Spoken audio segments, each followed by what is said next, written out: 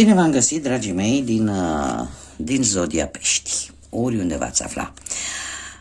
Bine ați venit atât celor care sunteți poate pentru prima oară pe acest canal sau dragilor mei abonați, tuturor bine ați venit pe canalul meu Tarot Flor de Loto. Azi voi face lectura pentru luna iulie, lectura generală, așa că dacă aveți soare, lună, Venus sau ascendentul în Zodia Pești, atunci această lectură este de asemenea și pentru voi. Desigur, puteți completa această lectură vizionând celelalte zodii, dar care pot reprezenta pentru voi ascendentul, luna sau Venus și de unde voi puteți culege informații care v-ar putea interesa. Desigur, înainte de a începe lectura propriu-zisă, trebuie să vă mulțumesc tuturor pentru like-uri, pentru mesajele frumoase, dar mai ales pentru prezența voastră la fiecare lectură pe care eu o public. Bun, haideți să începem. Am ales pentru început să folosesc acest oracol al frunzelor de ceai. Avem aici luna iulie, pe care o vom pune aici, iar eu voi scoate din acest săculeț câte o carte pentru fiecare săptămână a lunii iulie. Și avem prima săptămână,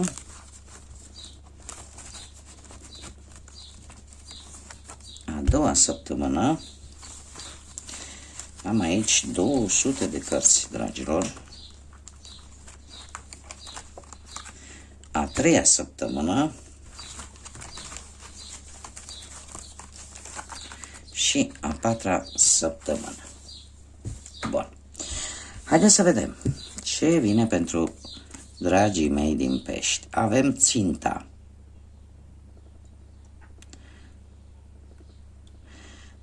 Este foarte interesant că apare cumva o reușită la nivel personal în prima săptămână.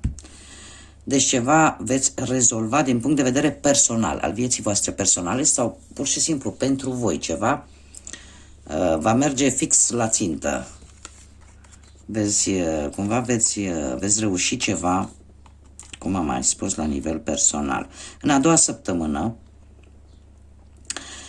urmează, nu știu, sunteți așa, un du-te vino. O perioadă destul de frustrantă.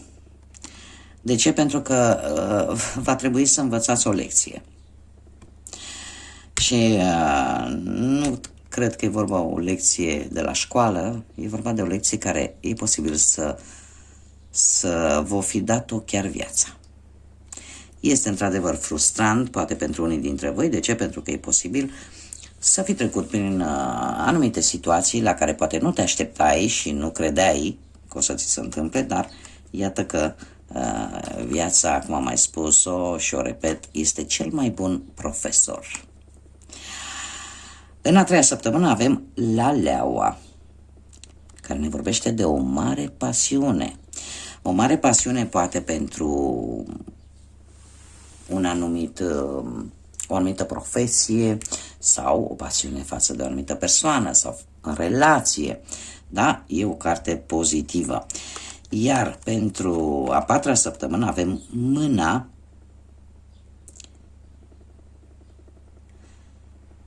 Se pare că o să aveți nevoie de un pic de ajutor într-o anumită situație sau un pic de asistență, de ghidare pentru o anumită situație. Pentru a rezolva o anumită situație veți avea nevoie de un pic de ajutor și nu vă sfiți să-l cereți. Da? Haideți să vedem ce ne spune și tarotul.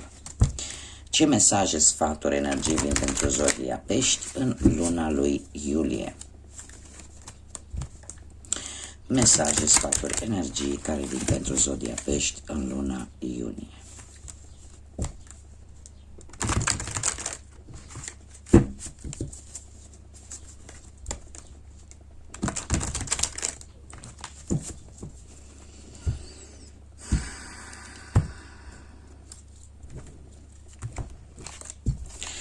Și avem 3 de bâte, vârtejul sau diavolul, pajul de cupe, roata norocului și asul de bâte. Bun.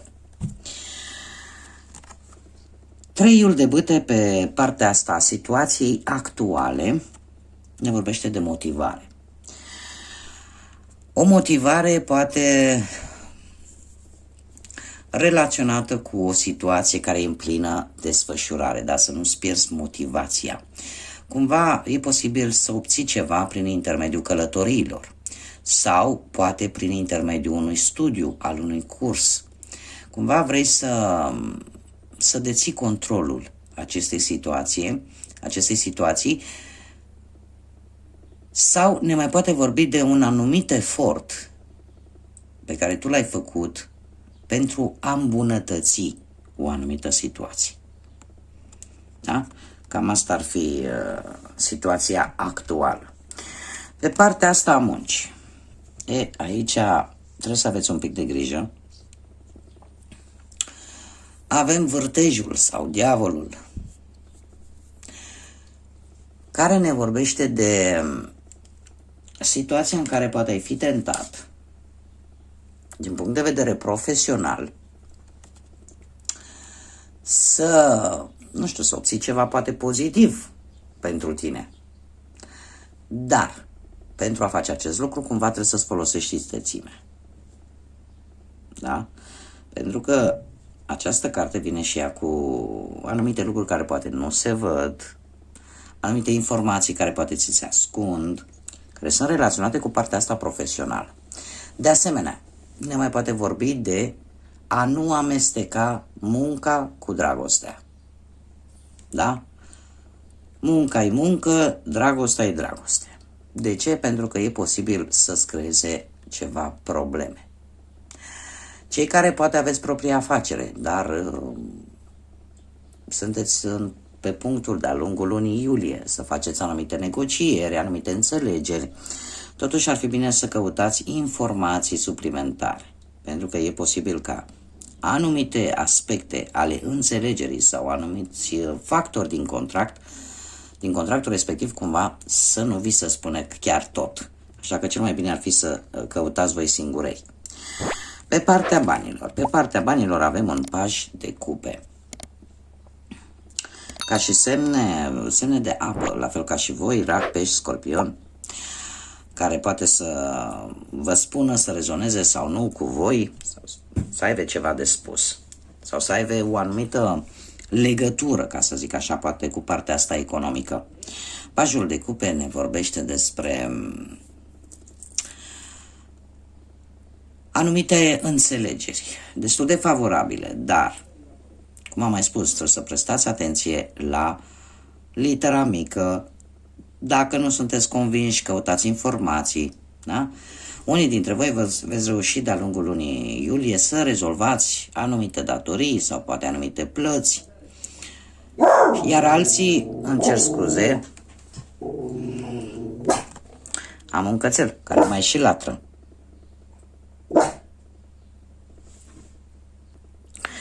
Am rezolvat problema cu cățelul, ce să fac? Stai aici lângă mine și mă ascultă.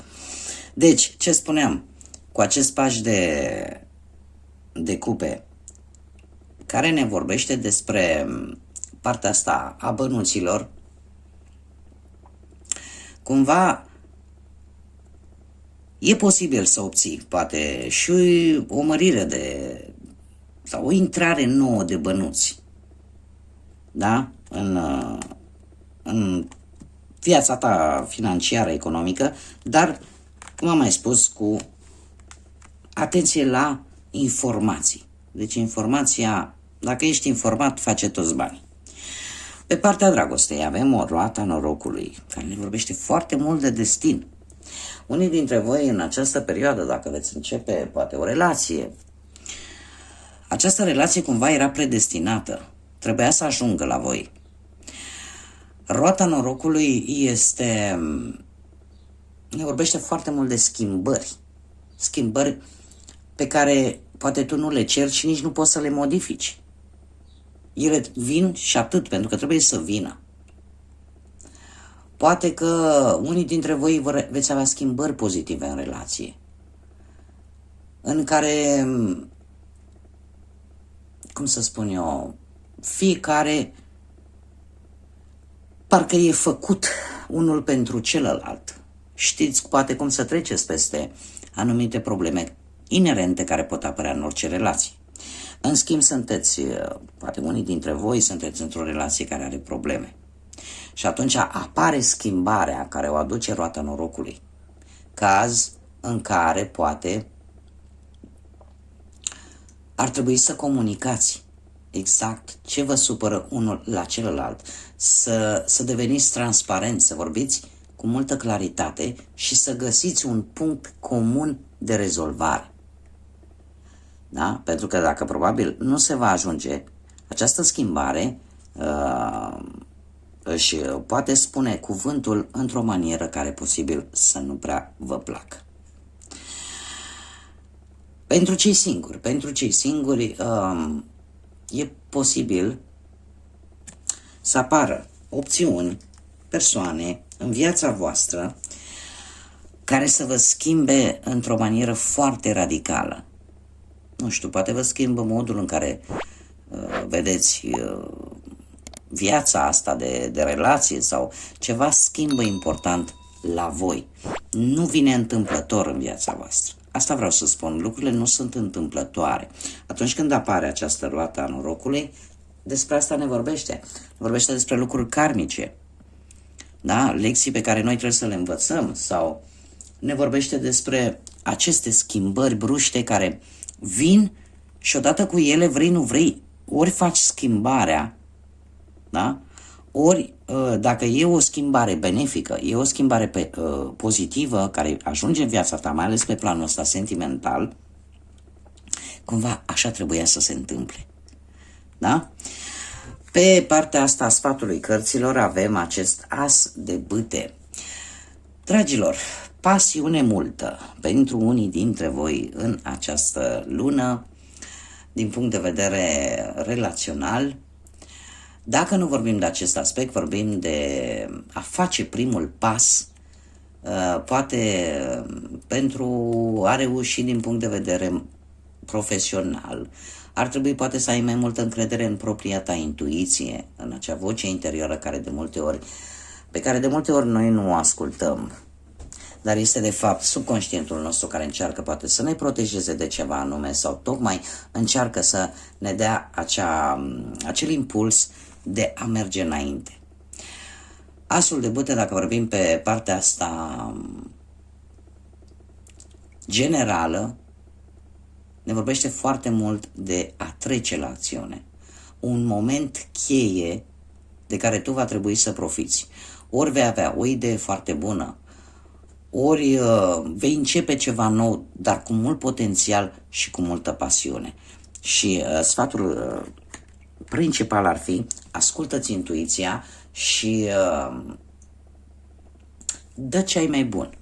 Potențialul pe care tu îl ai, scoate-l la suprafață, pentru că e posibil de-a lungul lunii iulie să apară niște momente cheie, niște momente importante în care tu va trebui să funcționezi la capacitatea maximă. Da? Folosindu-ți toate aturile și toate lucrurile pe care tu le poți controla foarte bine. Haideți să vedem un număr angelic pentru Zodia Pești. Un număr angelic pentru Zodia Pești, te rog.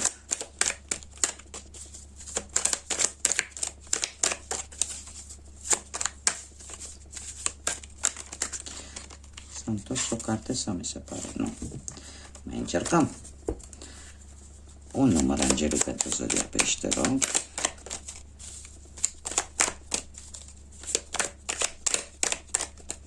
Curios.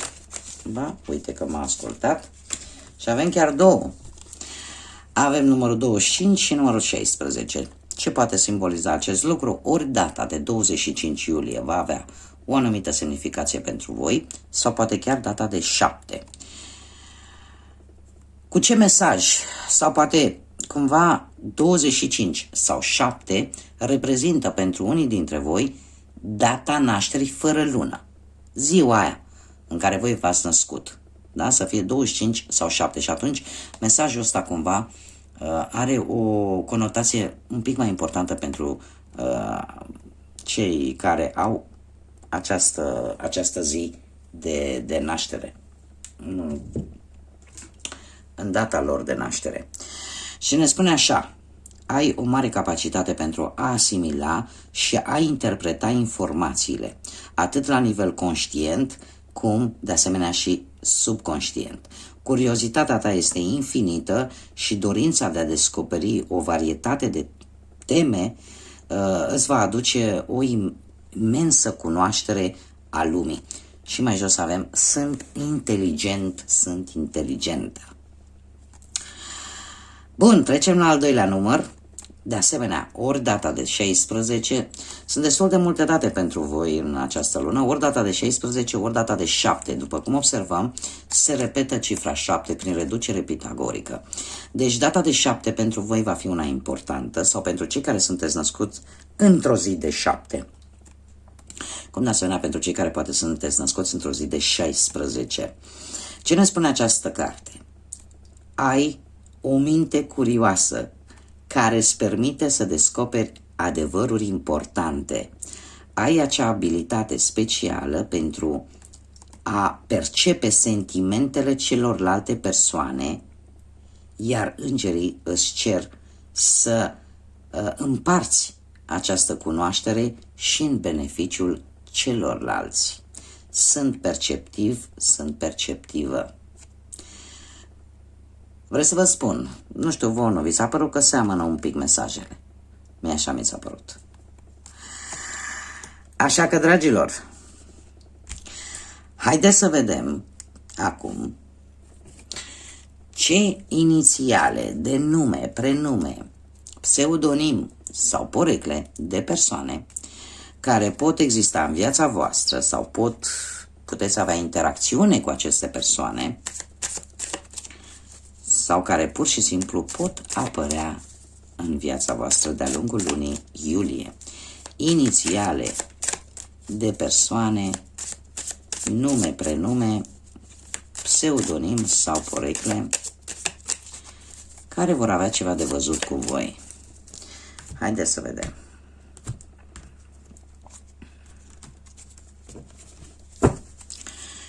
Și avem litera D, litera T, litera U, litera C, litera Y și litera Q.